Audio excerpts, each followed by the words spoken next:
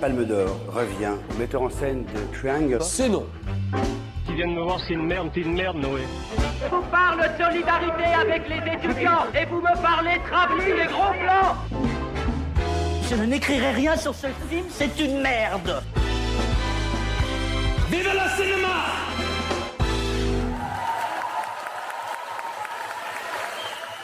Bonjour, bonsoir à toutes et à tous, ils sont frais, ils sont beaux, ils sont pomponnés, ils ont la niaque, ils sont partis pour bouffer 5 films par jour, manger des aliments ultra transformés, dormir moins de 5 heures par nuit et produire 1 heure d'émission quotidienne pendant 12 jours, le tout sous haute dose d'Imodium. Ce sont mes gars et ma meuf sûrs de réaliser sans trucage, les Power Rangers de la critique cinéma. Salut les amis. Hello. Bon, Bonjour. Je fais un petit tour de table, je vous les présente, vous les connaissez déjà. Force Rouge, Alexis Roux. Force Rouge. Force Rouge, un mot d'introduction sur ce Cannes 2026, Force Rouge. Qu'en attends-tu ? Quel est le film ou le moment qui te fait trépigner comme un curé au salon de la Poussette ? Eh ben, au risque de ne pas être très original, il y en a deux. Évidemment, la rencontre avec Peter Jackson, que j'attends comme un gamin. Et puis, qui aura lieu demain. Qui aura lieu dès demain, ouais. Et puis la projection du nouveau James Gray, parce que je suis jamais déçu par James Gray. Donc normalement, ça devrait bien se passer. Force Rose, Sophie Grèche. C'est misogyne. Totalement. Mais sur le costume de Force Rouge, ça aurait pu être Force Jaune, parce qu'il y a 2 filles dans l'équipe. Et Force ça aurait Jaune, été raciste. Et elles ont des boucles d'oreilles sur leur casque. Attends d'entendre ma couleur. Oui, c'est clair. Sophie, même c'est question. C'est une blague des inconnus. Pardon. C'est ça. Qu'est-ce que tu attends, le film, le moment ? J'attends le Léa Missus. Je vais rester. C'est pas une surprise. J'attends le Léa Missus. J'attends le Léa Même pas Missus. Christophe Honoré. Si, mais j'attends le Léa Missus. D'accord. Ok. Qui a toute fin du festival. Ouais. Par ailleurs. Donc en fait, je vais être sous tension jusqu'au Léa Missus et vous allez m'entendre. Et puis après, ce sera soit Wouah, soit. Wow. Force Bleue, Arthur Sios, même question. Moi, je pense que c'est Hope, le Na Hong Jin qu'on voit bientôt. Sache que je te l'ai laissé. Oui, j'ai bien compris, je te remercie. En même temps, j'allais pas prendre le Honoré. Donc, pourquoi Et Force Jaune devant Marron derrière. La blague des inconnus, la blague des inconnus dont on n'est pas très fiers. Eh bien oui, quelqu'un qui aime les œufs brouillés et qui vient de la terre. C'est moi. Eh bien tout simplement, moi ce que j'attends, je partage absolument toutes vos excitations, toutes vos impatiences, mais moi ce que je préfère à Cannes, c'est la surprise. J'attends le film que j'ai pas vu venir, le film où je me suis dit sur un bout de synopsis, où je me suis dit sur une photo, où je me suis dit sur un réalisateur dont j'avais vu un film dont j'étais pas fan, mais où je me dis quand même il va se passer un truc, et où je vais prendre une énorme clacasse, les bananas. Ok, tu vas être original, on a compris. On te suffit pas. Et avant de vous dire quelles sont mes attentes, peut-être Force Rouge, un mot sur notre organisation cannoise cette année, outre notre épisode quotidien, à quoi vont pouvoir s'attendre notre ordre de Josiane affamée de critiques plus chaudes que les podcasteurs de leur région. Eh ben, nos petites Josiane vont pouvoir tout simplement bénéficier d'une écoute en avance de tous nos épisodes cannois, puisque on les enregistre donc la veille de leur diffusion publique, sauf pour les Josiane, puisque je vais les uploader dans la foulée des enregistrements. Attention, il y a une petite précision que j'avais oublié de préciser justement avant qu'on débute ce marathon, quand j'en ai parlé il y a une semaine ou deux. Il y a parfois des embargos critiques concernant certains films, auquel cas je peux pas balancer l'épisode, y compris pour nos abonnés, quand je veux, mais dès que je peux. Donc des fois, l'épisode va arriver un petit peu tard parce qu'il y aura une projection de gala qui est soumise à embargo et donc il faut attendre la fin de la projection pour pouvoir parler des films. Ce sera toujours en avance quand même. Ce sera toujours en avance puisque ce sera toujours la veille de la diffusion publique, même si c'est un peu tard, ce sera toujours la veille, par principe. Et il faut préciser que pour nos auditorices qui ne sont pas encore des Josiane, oui. Il y a une possibilité de le devenir, et oui, avantageuse. Et tout à fait, elles peuvent devenir une petite Josiane dès maintenant en cliquant sur le lien dans la description. Et si elles le font pendant le festival de Cannes, avec le code RST Cannes 26, tout attaché, tout en majuscule, il y a 10% de réduction sur les 6 premiers mois de l'abonnement, ce qui n'est pas négligeable. Je rajouterais, excuse-moi, bien sûr, Arthur. Vous pouvez aussi nous suivre Force sur les réseaux sociaux, sur Instagram, où je pense qu'on communiquera régulièrement sur nos étoiles, sur les films qu'on a aimés ou pas. Évidemment. On peut même dire que vous allez pouvoir retrouver une vidéo tous les jours. Voilà, pour faire un point sur les films qui sont projetés, sur l'actualité du festival et pour offrir un petit apéritif avant la diffusion des épisodes. Et maintenant, on sera sur TikTok aussi. Oui, on va les poster sur TikTok. Donc, vous n'avez aucune excuse. Aucune excuse pour nous rater pendant là on est partout, ce festival de Cannes. Et donc il fallait évidemment terminer par moi. Je suis forcément force noire, les ténèbres, l'obscurité, la dépression et la maléficence. Et cette année, mes amis, mes petites Josiane chéries, figurez-vous que l'organisation du festival ne s'y est pas trompée. puisque j'ai été sélectionné sur une liste de plusieurs milliers de critiques internationales, plusieurs milliers absolument, pour inaugurer une toute nouvelle branche de la compétition cannoise. Certainement d'ailleurs grâce à ma couverture exemplaire des Junkets à Phuket de l'an dernier, grâce à mon accréditation Junk dont vous vous souvenez peut-être. Bien cette année, je vais couvrir en exclusivité pour réaliser son trucage et pour la critique française, la toute nouvelle compétition internationale, la Cringène de la Cringe-Stick. Ah, voilà, c'est 12 jours de films malaisants, pas franchement réussis, mais franchement raté, venu des 4 coins du globe. Je vous en parle donc dès demain avec l'ouverture de la compétition. Il s'agit de Kwakubé de Constance Lemoine-Vermillon. C'est un film sur une influenceuse de 34 ans en perte de repères qui retourne s'installer chez sa mère dans le Luberon pour reconnecter avec l'essentiel, guillemets. Et je précise que c'est le dernier rôle de Nathalie Baye, partiellement complété en intelligence artificielle. Voilà, je vous en parlerai demain. C'est la Cringène de la Cringe-Stick. Belle allitération. C'est plausible. J'anticipe, Arthur, non, le Honoré n'est pas dans cette catégorie. Attends de le voir. Mais avant cela, il est au moment où nous enregistrons 23h27. Nous sortons de la cérémonie d'ouverture. Comment était ce cru 2026 ? Est-ce que vous faites un petit tour de table sur cette cérémonie, ce que vous en avez pensé, comment vous l'avez vécu ? Qui veut commencer ? Peut-être un mot sur la maîtresse de cérémonie ? Bah écoute, je vais ouvrir le bal parce que j'ai pas énormément de choses à dire. Je suis un petit peu en colère, pour être tout à fait honnête, parce que, non pas que la cérémonie m'ait scandalisé, mais c'est presque ça le problème. J'aurais presque préféré qu'elle me scandalise, au moins j'aurais eu matière à penser. Je trouve la cérémonie en demi-teinte permanente, et surtout, je trouve que c'est un excellent choix, moi je pense, Eya Aidara comme maîtresse de cérémonie, déjà parce que c'est pas une star de cinéma bien installée, et ça fait plaisir de voir un nouveau visage du cinéma à ce poste-là. Mais juste, je sais pas qui décide de la direction artistique de cette cérémonie.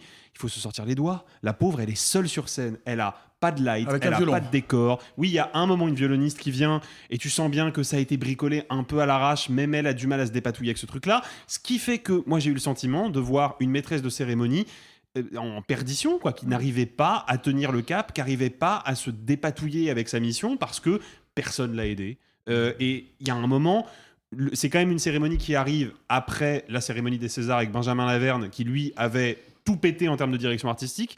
Je pense qu'il y a un petit acte manqué. Je pense qu'il y avait une inspiration à choper qui n'a pas été chopée. C'est dommage. Sophie. Moi, je suis pas d'accord avec Alexis. Justement, j'ai trouvé que Eya Aidara a incarné une forme à la fois de sobriété, mais moi, j'ai trouvé qu'elle avait un vrai sens du rythme et notamment une diction, une élocution que j'ai trouvé particulièrement prenante. J'ai trouvé que le discours d'ouverture était particulièrement joliment écrit, qu'elle a c'est tellement stressant, surtout on a l'habitude d'avoir des plus gros noms, je pense qu'elle a eu une pression supplémentaire. C'est indéniable. Et moi je trouve qu'elle s'en est sortie vraiment avec brio. Et je trouvais qu'elle avait réussi, et justement elle était seule, tu l'as dit, en effet c'est un défaut, mais j'ai trouvé qu'elle avait réussi à compenser en mettant les bons moments, les bonnes intonations d'émotion, les bons moments un peu plus légers, et moi j'ai trouvé qu'elle s'en était particulièrement bien sortie. Question Simon, ce cru 2026, est-ce qu'on peut dire que cette compétition s'ouvre en somme avec un gros tout du cru ? Oh, le Tout du Cru, qui est un établissement clermontois qui est cher à mon cœur, et qui existe véritablement. Non, moi, pour le coup, je partage l'avis de Sophie sur l'intensité et la réussite de la prestation d'Aïda Habara, parce qu'elle a été, comme elle est d'habitude, elle a été à la fois extrêmement impressionnante, remarquablement accessible, drôle et vivante. Par contre, moi j'ai un problème, tu parlais de direction artistique, je te rejoins tout à fait, Alexis, sur ce terme-là, c'est-à-dire que Cannes ne peut pas s'empêcher de se dire, c'est pas la kermesse, c'est pas la fête à neuneux, on est quand même un grand événement, c'est la grande culture, et c'est beau, et on est dans un mélange de belle manière à la française et de sermon, et en fait ça marche pas, c'est-à-dire il y a que pour nous ultra cinéphiles que c'est un moment important, si on veut entraîner les gens autour de nous et tout le monde sur un événement comme une cérémonie d'ouverture de festival, je pense qu'il faut peut-être qu'on aborde la chose avec peut-être plus de simplicité en se reposant encore beaucoup plus sur un talent comme celui qui était sur scène aujourd'hui. Oui, moi je suis un peu déçu parce que cette actrice est formidable, c'est super de lui avoir proposé et elle a vraiment fait ce qu'elle a pu. Je ne sais pas qui écrit ces textes-là et moi je suis toujours un peu étonné de voir comment finalement l'effet produit est certainement l'effet inverse à l'effet escompté, c'est-à-dire l'effet produit c'est ces grands discours sur le cinéma, le lien social, le cinéma qui nous réconcilie, la beauté de l'art. on est dans une période de l'histoire mondiale qui est une période sombre, particulière, où on évoque vraiment pour s'en débarrasser le moment où se dire bon bah oui, ceux qui nous suivent, peut-être, sauf ceux qui n'ont pas internet. Moi je regrette en fait que ces cérémonies ne soient pas plus en prise avec le présent. Ou alors d'un tout autre style et qu'on soit dans du divertissement et qu'on assume de rire, d'en rigoler et de prendre le parti. De se dire le monde est dégueulasse, voilà. On va s'amuser un peu. Oui, bien sûr. Et puis on va rêver. Mais du coup, je trouve qu'on est dans cette espèce de truc très empesé, un peu pédant, un peu pesant, et qui finalement ne fait que amplifier la fracture. C'est-à-dire que moi, je regarderais Cannes comme un endroit de paillettes, chiant, déconnecté du monde. Et ben, en regardant cette cérémonie, je me dis bah oui, c'est bien ça. Donc voilà, et je trouve ça dommageable quand on a quelqu'un d'aussi doué en termes de maîtresse de cérémonie. Arthur. Moi, je trouve qu'il y a un élément qui appuie ton propos et où je te rejoins, c'est à la fin, la personne qui a ouvert le festival, c'est donc Gong Li et Jane Fonda. Jane Fonda qui est connue pour son militantisme quand même appuyé. Enfin, aux États-Unis, elle a manifesté à de nombreuses reprises, etc. On sait bien qu'actuellement, à Hollywood, prendre la parole, c'est compliqué. Il y en a qui le font. Je pense à Susan Sarandon, Javier Bardem ou autre. Je sais que le jury a justement, pendant la conférence de presse, évoqué cette censure-là qu'il y a à Hollywood, justement. On invite Jane Fonda sur scène. Elle ne dit rien. Elle ne dit rien. Et pour moi, c'est le symbole de on cadenasse et on ne peut pas parler du monde actuel. La déconnexion du monde. Et en fait, du coup, je trouve ça aggrave la situation, en fait. Je te rejoins 1000%. Ça ne fait qu'une élite déconnectée qui ne réalise pas non seulement et la société et ce qui s'y passe. Et c'est dommage parce que pour le coup, ramener Jane Fonda, c'est vraiment un geste qui me semblait être politique et au final qui ne l'est pas du tout, qui me semble être un appel du pied de L'Oréal. Et d'autant que on l'a dit, la sélection et les différentes sélections parlent du monde. Bien sûr. Que ce qu'on va voir pendant ces 15 jours, c'est du cinéma qui va nous parler et qui va revenir sur des épisodes de la Seconde Guerre mondiale, sur des questions de liberté, d'autoritarisme. Enfin, je veux dire, voilà, le cinéma qui est présenté à Cannes est un cinéma qui est lié et qui nous raconte quelque chose de l'état du monde. Et cette cérémonie, curieusement, elle est totalement déconnectée. Faut quand même dire qu'il y avait une prise de position politique ce soir, puisque figurait parmi les invités de la cérémonie James Franco. Donc il y a eu des positionnements politiques. Voilà, il était sur le tapis rouge. Oh, il faut préciser pour les gens qui ne savent pas, Alexis. Ah oui, effectivement, parce que ça fait quelques années qu'on n'en parle plus, donc oui, t'as raison. James Franco a été accusé de multiples faits de violences sexistes et sexuelles sur ses élèves de théâtre. Sur ses élèves de théâtre, ce qui lui a valu de se faire ostraciser en grande partie à Hollywood, y compris par ses anciens camarades, dont Seth Rogen, oui, c'est qui ça. a publiquement coupé les ponts avec lui, tant personnellement que artistiquement. Même son frère a pris position. Voilà, même son frère a pris position contre lui. Alors après, si t'es un prof de théâtre qui abuse d'élèves de théâtre, normalement tu t'as ta place française. Oui, puis t'as ta place on te donne la Légion d'honneur. Voilà, puis t'as ta place à Cannes. Dixit, le film de Valérie Bruni Tedeschi sur Patrice Chéreau et les Amandiers, qui avait été un grand moment. Mais mais voilà, c'est quand même des choses regrettables. Peut-être un mot, Simon, sur le discours, peut-être le seul moment un peu sincère, touchant et émouvant de cette cérémonie, c'est le discours d'Elijah Wood sur Peter Jackson. Ah oui. Oui, mais il faut même en dire un petit peu plus d'un mot parce que ça, pour le coup, c'est une réussite de cette cérémonie. Peter Jackson a reçu une Palme d'Or d'honneur. Ce qui, déjà, moi, est un truc qui me fait infiniment plaisir parce que on a tendance à caricaturer, à dire que Cannes, c'est un endroit pour un cinéma très élitiste, très déconnecté des goûts du public. Ça n'est pas vrai. Et comme l'a rappelé Peter Jackson, il a commencé sa carrière à Cannes. Il a été découvert grâce à Cannes. Et là, je vais pas faire un tunnel de 20 minutes, mais en gros, Cannes a été à bien des moments et à bien des endroits fondamental dans sa reconnaissance, dans son succès aussi public, mais que ce soit ses débuts avec Bad Taste, que ce soit d'autres confirmations plus tard. Et je vous renvoie à toutes celles et tous ceux qui ont écrit sur le sujet et qui l'ont développé plus qu'on aura le temps de le faire ici. Mais concrètement, si la trilogie du Seigneur des Anneaux a pu finalement se faire et réussir, c'est grâce à un coup de poker cannois notamment. Voilà. Et bon, il est revenu un petit peu sur tout ça. C'était plaisant et intéressant. C'était d'autant plus important que, encore une fois, Cannes donne une palme d'honneur à Peter Jackson. C'est pas une reconnaissance tardive, c'est cohérent, ça fait du bien, c'est une belle chose. Et en plus de ça, il faut savoir que Peter Jackson, ça fait maintenant bien longtemps qu'on ne l'a plus vu derrière la caméra, en tout cas derrière la caméra dans les œuvres de fiction telles qu'on l'a connu. Il a communiqué publiquement il y a maintenant quelques mois, sinon un an, sur le fait que pour partie son silence et son retrait étaient dus au décès du chef opérateur avec lequel il collaborait depuis longtemps, dont il était très proche et que pour lui ça avait été une épreuve qui faisait qu'il ne désirait plus, en tout cas momentanément, s'exprimer et revenir devant le public. Et donc le voir sur une scène, le voir ici, dans ce festival qui a participé, qui a largement forgé sa carrière. Moi, je trouve que c'était émouvant, c'était beau, c'était à propos. Et oui, et comme tu le disais, le discours d'Elijah Wood était sincère, plaisant et entraînant. Et ça, pour le coup, c'était un beau moment de vie du cinéma à Cannes. Mais ils ont pas mis beaucoup de moments de brain dead ou des Feebles dans le montage. J'étais en mode, oh, c'est bizarre. On est sur le service public en prime time, Non, mais il y a c'était des une trucs blague, qu'on ne peut pas se permettre. C'était une blague. Mais ils ont mis un petit moment en mode les Feebles. Et puis les gens ont dû se dire, c'est quoi ça? Si tu veux punir un stagiaire au Festival de Cannes, tu lui demandes de choisir un extrait des Feebles diffusable en prime time sur France Télé. Et je pense qu'il y passe des jours entiers. Un Muppet vite fait en gros plan. Oui, c'est ça. Allez les amis, on va passer au film d'ouverture. Cette année, c'était une fois de plus un film français, une comédie d'époque, La Vénus électrique de Pierre Salvadori, avec Anaïs de Moustier, Gilles Lelouch, Pio Marmaille et Vimala Ponce. On va faire un premier tour de table un peu succinct, un peu rapide, pour savoir ce que vous en avez pensé les uns et les autres. Sophie, je t'en prie, commence. J'en sors et je trouve que le film est vraiment moyen. Il n'est ni déplaisant ni complètement réussi. J'ai plein de choses à dire sur des choix purement esthétiques, de DA ou de casting, mais en soi, il y avait une très très très très belle idée qui apparaît à quelques endroits dans le film. Globalement, je trouve qu'il passe à pas grand chose d'avoir fait un très très très grand film et joli film sur la transposition amoureuse et sur l'envie d'être quelqu'un d'autre, et finalement il en fait du marivaudage un peu simple et finalement sympathique mais sans plus. Arthur.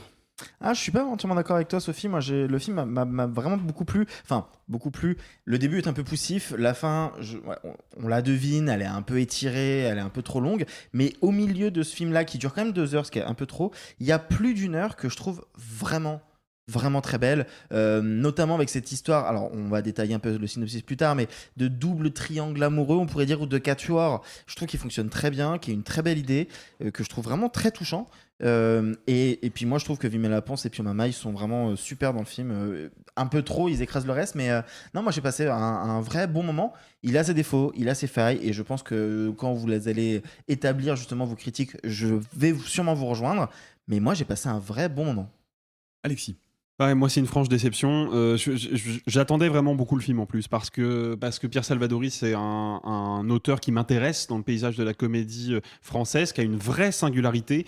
Et là, pour moi, il est attention, le film n'est pas honteux, mais il est jamais complètement juste, il est jamais complètement au bon endroit.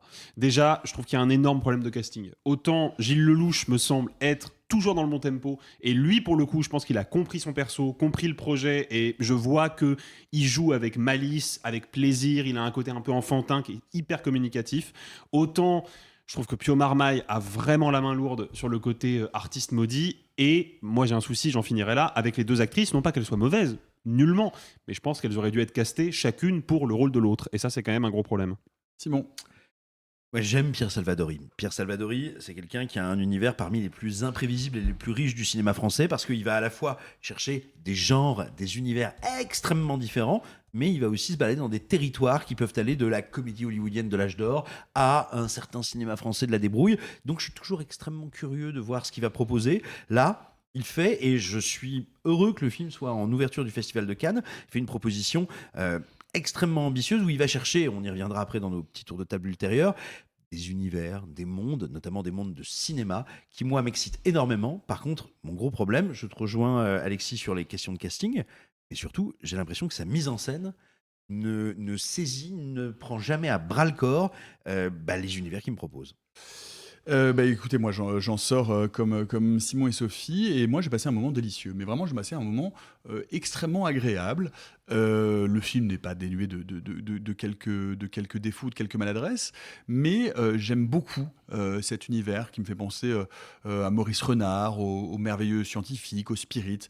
J'aime beaucoup sa direction artistique, j'aime beaucoup sa photo extrêmement colorée, j'aime beaucoup la façon dont chacun des interprètes s'amuse, je veux dire, et c'est manifeste. Pio Marmaille s'amuse, Anaïs de Moustier s'amuse, Vimala Ponce s'éclate, Et je trouve que cette DA, et cette mise en scène, qui, contrairement à ce que dit Simon, pour moi est relativement assumée, travaillée.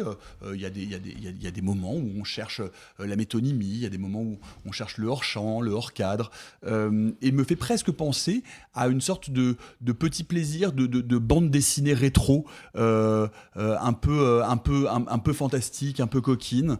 Et vraiment, je passe un excellent moment de divertissement, et c'est pas la comédie que j'attendais. Le programme se déroule peut-être de manière un peu linéaire et un peu attendue, mais ça n'est pas un problème. Je pense néanmoins qu'il aurait pu retrancher facilement 15-20 minutes à son film pour le rendre un peu plus dynamique. Mais néanmoins, je passe un très très bon moment de cinéma, quoi. Enfin, je sais pas, que vous voulez rebondir là-dessus? Oui, je vais commencer par la narration et peut-être résumer un peu le film. Ouais. C'est l'histoire d'un veuf qui, complètement ivre-mort, va voir une voyante de fête foraine. Qui n'est pas une voyante d'ailleurs.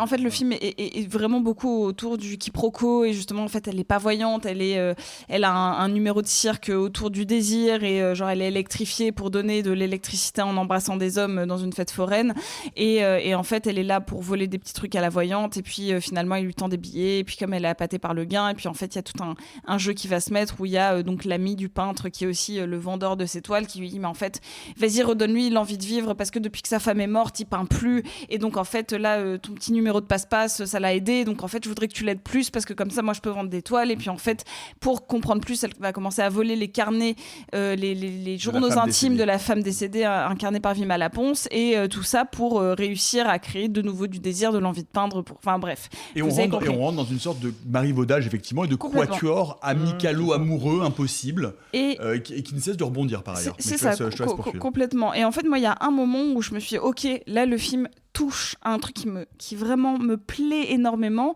Elle est en train de lire les journaux intimes de Vima Laponce, et en fait elle va raconter le premier moment d'activité charnelle avec Pio Marmaille. Activité charnelle, j'aime beaucoup. Ouais, écoute, le film est très prude, hein, donc j'y vais avec sur un vocabulaire très prude aussi, et c'est le seul moment où il y a un peu de chair, vraiment, où elle dit qu'elle l'embrasse et qu'elle descend et que tout ça, et en fait elle le lit avec une copine, elle est sous les draps, et puis il y a un petit jeu très simple de montage alterné, un peu cuté, un peu zoomé, et en fait je me suis dit waouh, ok, le film va aller sur elle a envie d'être cette personne parce qu'elle a envie de ressentir son désir, elle a de la projection amoureuse, et elle va avoir à faire ce choix qui est soit de continuer à être la personne décédée pour susciter ce désir, ou vraiment devoir exister pour elle-même.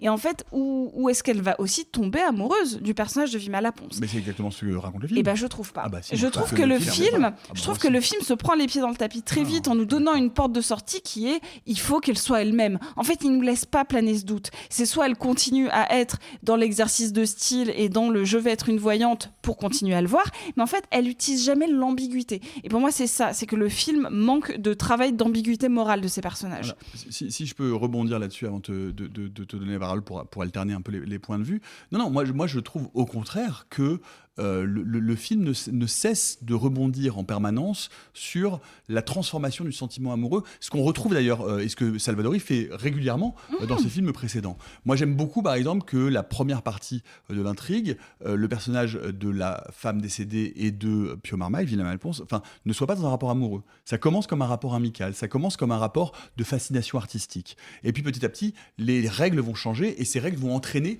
des conséquences qui vont bouleverser tout l'équilibre et tout l'édifice.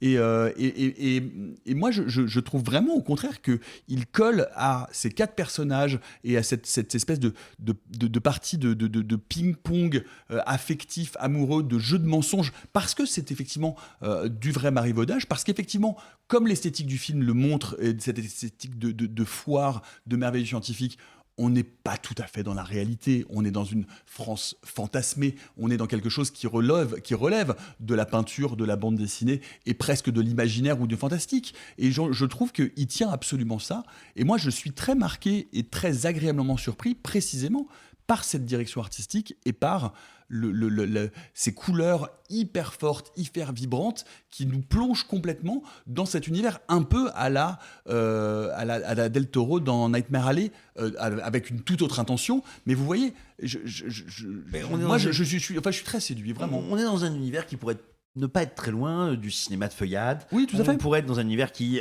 n'est pas très loin, à plein d'endroits, notamment du fait de cette structure centrale avec les carnets, pas très loin du Prestige, où on avait 2 prestidigitateurs. c'est pour ça que ça me plaît pas. Non, mais, tu sais, on avait 2 prestidigitateurs qui se posaient toujours la question en lisant les carnets de l'autre. Qu'est-ce qu'il a dit? Est-ce qu'il me ment? Est-ce que je lis une fiction ou est-ce que je lis le souvenir de mon concurrent?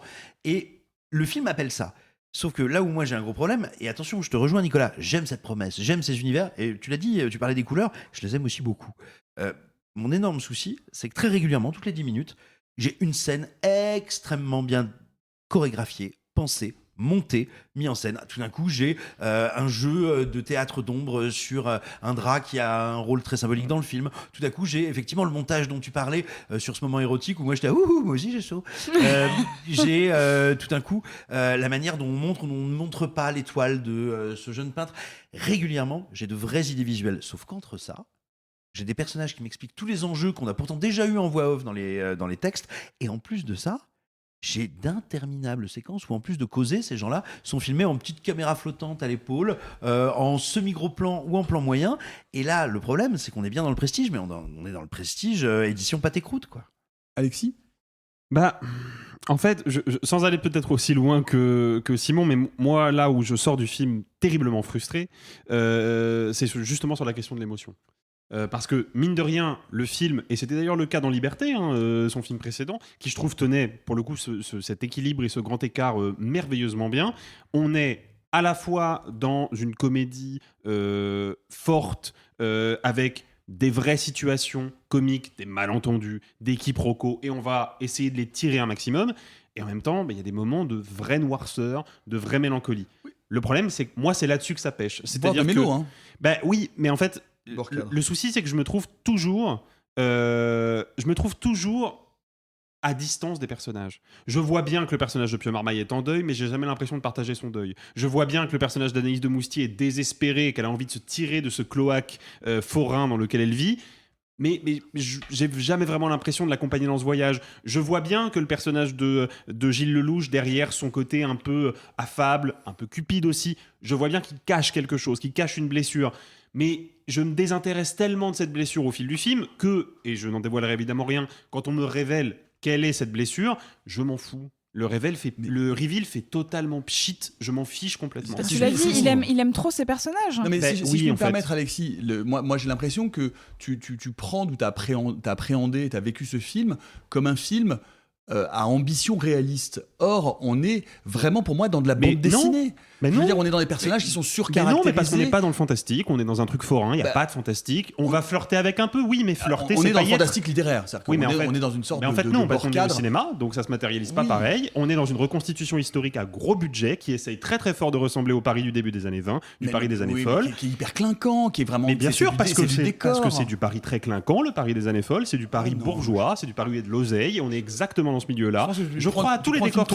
Mais je crois à tout ce que je vois. Je crois à tout ce que je vois comme si j'y étais. Je crois à cette maison, je crois à cet atelier, je crois à cette rue, je crois à cette fête foraine. Peut-être que le film aurait dû, comme l'a fait Del Toro avec Nightmare Alley, qui n'est pas un film fantastique, faut-il le rappeler, assumer de faire du style. Et en fait, le film n'en fait pas, ou pas assez. Et du coup, je m'en fous. Ça me glisse dessus comme de l'eau sur les plumes d'un canard. Et c'est dommage parce que ça vient d'un auteur qui, d'habitude, arrive vraiment à me chambouler, quoi. Arthur. Non, mais c'est intéressant votre débat parce que pour le coup, moi j'aime vraiment globalement le film. J'ai pas ressenti le côté fantastique dont tu parles, Nico, pour autant. Tu vois, moi je l'ai pris premier degré comme une histoire auquel je crois. Et en fait, comme tu l'as dit, Sophie, je pense qu'effectivement Salvadori aime ses personnages. Moi aussi. Bah oui, moi aussi, et en fait, moi je les aime tellement que moi ça me glisse pas dessus, tout m'accroche. J'ai été mis aux larmes plus d'une fois. Et moi je trouve qu'il y a quand même une intelligence dans l'écriture parce que c'est donc un récit dans le récit, c'est-à-dire qu'il y a un moment où on a vraiment le personnage d'Anaïs de Moustier qui va lire le journal intime de Vima Laponce et donc on va voir ce récit dans le récit et en même temps, moi je le disais, c'est un quatuor, c'est presque un double triangle amoureux qui est parallèle. Un sexor. Non mais c'est pas anodin, c'est pas rien. Et c'est pas juste un double quatuor amoureux. Ça parle de deuil, ça parle de création artistique, ça parle du lien entre les deux. Il y a un jeu de pistes au milieu de tout ça où on a envie de savoir comment ça avance. Tu l'as dit, Sophie, moi je trouve que les scènes justement où elle lit ce journal avec sa copine de cirque, elles sont trop marrantes, elles sont trop belles. Enfin, il y a des changements de ton en permanence. Il y a une volonté de vouloir toucher. Alors peut-être que c'est trop, mais moi cette générosité-là dans l'écriture, je la trouve hyper rafraîchissante en fait.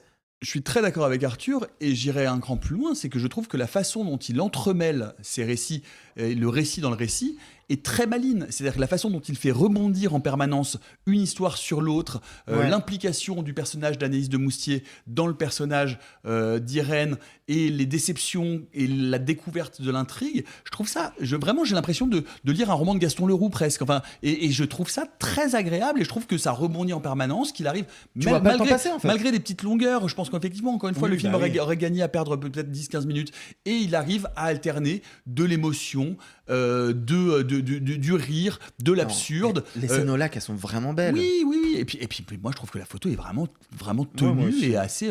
Enfin, moi, j'ai été vraiment très très emporté. Simon. Nicolas, je vais te dire, je suis d'accord avec ce que tu viens de dire, et c'est bien pour ça que le film ne m'est pas désagréable, et que encore une fois, je sais gré au Festival de Cannes de porter, notamment en ouverture, de ces films qui ouvrent et qui explorent plein de mondes que longtemps le cinéma français, depuis une trentaine d'années, a osé pas trop aller explorer. Mais je vais prendre 2 exemples très concrets de ce pourquoi j'ai de grosses limites avec le film. L'ouverture, les premiers plans du film, où on découvre donc cette foire, cette fête foraine.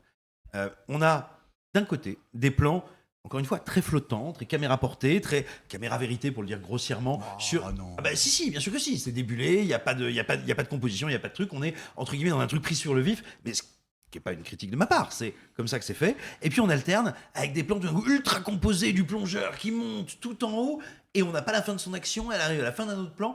Je ne comprends pas comment c'est structuré. Autre chose, on a beaucoup de moments où on est sur de la scénette ou de la dramaturgie qui s'approche du théâtre, qui sont très théâtrales. Pourquoi ? C'est logique. On a des personnages de foire, on a des gens qui peignent, ça veut dire un modèle fixe, quelqu'un qui peint, bref, des systèmes dramaturgiques qui s'approchent de la théâtralité. T'as notamment un moment, une scène où Gilles Lelouch doit se lever, s'asseoir. Très drôle. Pour moi, ce serait drôle si à un moment, la caméra, elle acceptait de laisser faire cette mécanique, qu'elle ne faisait pas 5 plans, 5 axes différents, et que je pouvais du coup vivre cette théâtralité, qu'on assume la mécanique de l'ensemble. Mais en fait, j'ai l'impression qu'il filme jamais ça comme c'est raconté. Je vous trouve très dur, sincèrement. Sophie. Justement, moi j'ai eu un petit souci, on parlait des comédiennes, il y a des moments où j'ai pas du tout accepté le côté direction artistique de films d'époque, notamment sur des colorations de cheveux ou des plans. Il y a un plan je ne révèle rien, il y a un plan où il y a Vima Laponce qui est avec un parapluie qui va vers l'atelier et qui repart après. Je suis désolée, il n'y a rien, que ce soit dans la DA, dans sa couleur de cheveux, dans la composition, dans le parapluie, dans tout ça. Il y a plein de moments où je vois Vima Laponce et Anaïs de Moustier comme des personnages modernes. J'ai un peu de mal avec Pleu Marmaille aussi.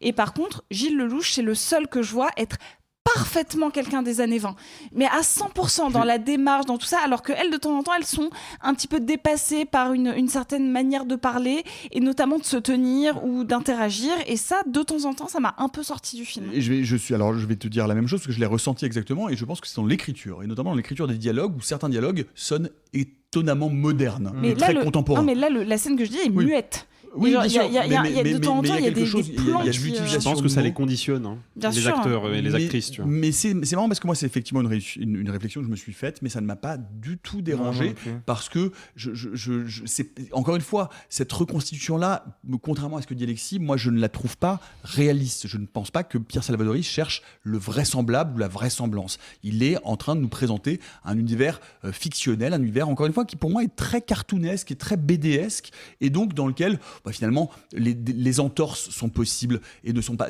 pas très importantes. Et pour conclure, en tout cas pour ce que j'ai à dire sur ce film, c'est que moi, j'ai lu pas mal de critiques en disant c'est Vima Laponce qui sauve, mais moi, Anaïs de Moustier, je la trouve super. J'ai l'impression qu'elle s'amuse, j'ai l'impression qu'elles sont complètement dans cette espèce de partition où oui, le surjeu, elle surjoue tout un petit peu, mais parce qu'on est encore une fois dans un univers cartoonesque et qu'on leur demande, et que comme la couleur, comme ces cadres, comme cette espèce d'univers de faux paris de carte postale auquel moi je ne crois pas du tout comme étant pensé comme une sorte de reconstitution historique, mais plutôt comme une sorte de reconstitution fantasmée, et ben donc j'accepte que les potards soient poussés un peu plus loin et que ça compose cette espèce d'étrangeté du film qui pour moi encore une fois me le rend extrêmement sympathique. Quelqu'un veut dire un dernier mot ? Disons que juste Arthur, pour conclure. C'est pas vraiment sur le film, c'est juste pour vous dire, on a été long sur ce film-là, mais parce que le principe du film d'ouverture, c'est que le film sort en salle. Et oui, donc vous c'est important de le rappeler. Vous pouvez le voir dès maintenant. Le voir dès maintenant. Le film a été projeté en simultané, d'ailleurs à 20h, en même temps qu'il a été montré à Cannes, et donc c'est pour ça qu'on vous en parle autant, et moi je vous encourage quand même à le voir, parce que c'est un cinéma qui malgré tout est peu fait en France, c'est-à-dire que c'est un mélange de film d'époque, comédie romantique, qui va jouer sur du mystique, qui va jouer sur des situations, et en même temps du drame, et en même temps du triangle amoureux marivaudage, mais qui en même temps essaie d'être plus que ça, et qui veut parler du rapport à la création artistique. Bref, pour moi, c'est quand même une vraie tentative qu'on voit rarement au cinéma français. Donc moi, de mon côté, je ne peux que vous encourager à aller le voir. Et vous vous posez tous la question, est-ce que je vais le recommander à ma grand-mère ? franchement, oui. Bah oui, Mais bien sûr bien que sûr. oui. Bien Bah sûr oui. que oui. Je vais appeler ma mamie demain pour lui Mais- dire d'aller le voir en salle. Et ta grand-mère pourrait le recommander à sa grand-mère.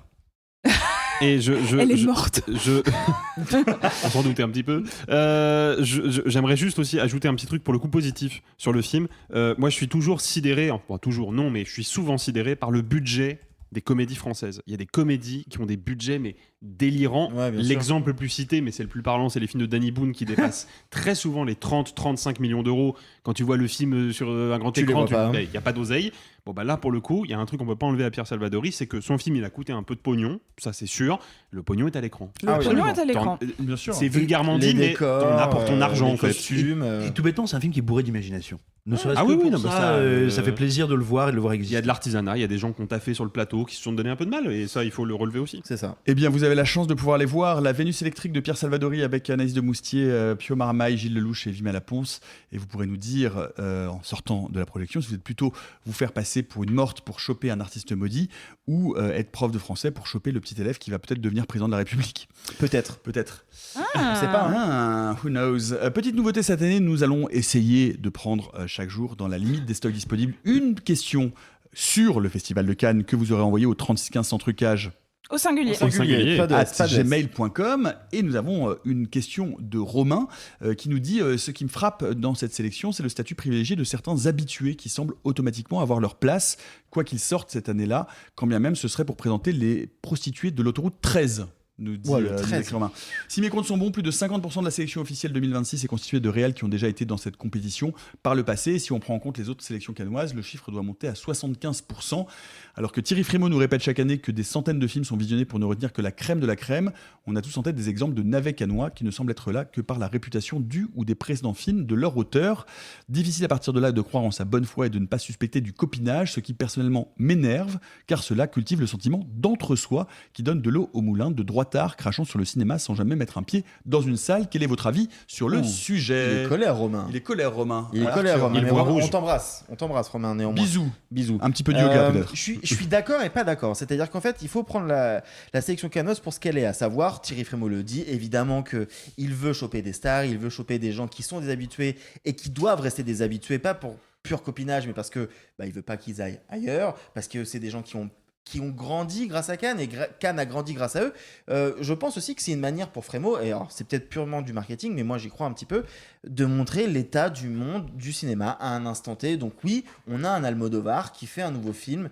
Est-ce que ça ressemble à ce qu'il a déjà fait avant? Peut-être. Est-ce que c'est pas néanmoins intéressant de le revoir en compétition, lui qui a été quand même marqué plusieurs fois par des venues à Cannes? Je ne sais pas. En revanche, là où il y a un truc que je trouve pas exactement vrai dans le mail de Romain, c'est que, on l'a déjà dit plusieurs fois dans les épisodes actus, l'absence des Américains et notamment des grands studios a permis à l'arrivée de nouveaux noms dans la compétition. Et je suis désolé, mais Arthur Harry, on avait déjà eu un film de Onoda, mais il était en Cannes première. Sorogoyen, il était déjà venu, mais pareil, c'était en Cannes première. Non, Onoda, c'était Un certain regard, pardon. Oui, Pareil, Marie Kreutzer, elle n'était jamais en compétition. Charline Taquet-Bourgeois, c'est son premier film en compétition. Je veux dire, il y a vraiment beaucoup de nouveaux venus, typiquement cette année-là. Donc, ce mail-là, ce que tu racontes, Romain, dans ton mail, est juste, la plupart du temps, pas cette année, je trouve. Alors, juste pour rajouter un tout petit truc, il a toujours été dans les compétitions, notamment officielles, des noms qui se répètent, et c'est normal, et tu l'as très bien dit, Arthur. C'est aussi pour ça qu'il y a toutes les compétitions parallèles, et notamment, par exemple, nous, on est toujours très attentif à la semaine de la critique, où c'est des premiers ou seconds films, donc c'est forcément des nouveaux noms. Il y a un certain regard aussi qui est là pour proposer des visions différentes du monde. Et après, en effet, tu l'as dit, Arthur, celle-ci, elle est différente, mais moi, je la trouve trouve à la fois surprenante, et c'est normal de voir des gens revenir à Cannes, ça fait partie du jeu. Et puis il y a tout un jeu de système de festival. Par exemple, la dernière fois que Almodovar il a été primé, c'était pas à Cannes, c'était à Venise. Donc c'est normal d'alterner aussi les festivals. Enfin, c'est tout un jeu, c'est une machinerie très compliquée en réalité, parce qu'on a besoin de gros noms pour faire fonctionner une compétition, pour qu'il y ait des articles de presse. On a besoin de les faire venir aussi. Mais on peut se réjouir peut-être de se dire qu'il n'y a pas de film des frères Dardenne cette année. Mais parce qu'ils en ont pas tourné. Mais moi j'aime bien les frères Dardenne. Oui. L'année prochaine, Nico, t'inquiète. Quel enfer. Mais non, mais et comme d'habitude, ce sera très bien. Non, t'as Tim Simon. Non, bien, il faut pas oublier un truc dans l'équation. Je suis d'accord avec tout ce que vous avez dit. On parle toujours de copinage ou favoritisme vers des auteurs. Mais attention, ces auteurs, ils n'arrivent pas en slip de bain avec une copie du film sous le bras. Ils sont produits, ils sont distribués. Et le festival, au moins autant qu'il deal avec des cinéastes, il deal avec des studios, avec des boîtes de production. Et évidemment, on négocie. On dit, ah là là, mais là ce premier film, j'aimerais vraiment l'avoir. Oui, tu voudrais l'avoir, mais moi j'ai un peu peur de te le mettre en compète. Il va se faire vider comme une truite.